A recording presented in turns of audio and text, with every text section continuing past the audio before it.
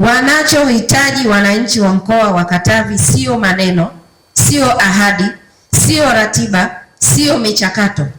Wanachohitaji ni umeme kufika katika vitongoji hivi 358.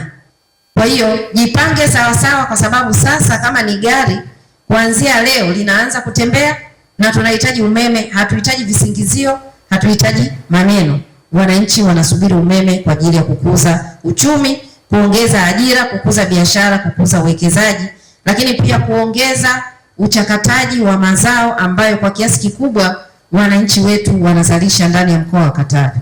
Badala sasa ya kuuza mazao ghafi, swala hili la kupatikana kwa umeme litakwenda kuinua bei za mazao, kwa sababu yatachakatwa katika hali nzuri kabisa na zitauzwa bidhaa badala ya kuuza malighafi.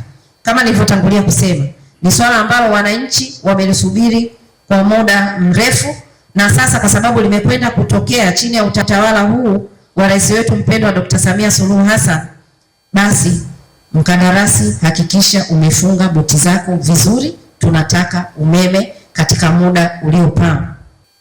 Kwetu sisi Wanakatavi, swala la kupatikana kwa umeme wa uhakika kupitia mradi huu ni swala zima la kukuza uchumi, ni swala zima la kukuza uwekezaji ndani ya mkoa, ni swala zima la kuleta ajira kwa vijana, wanawake, wazee na watu wa marika mbalimbali, ni swala zima la kukuza biashara mbalimbali katika mkoa wetu.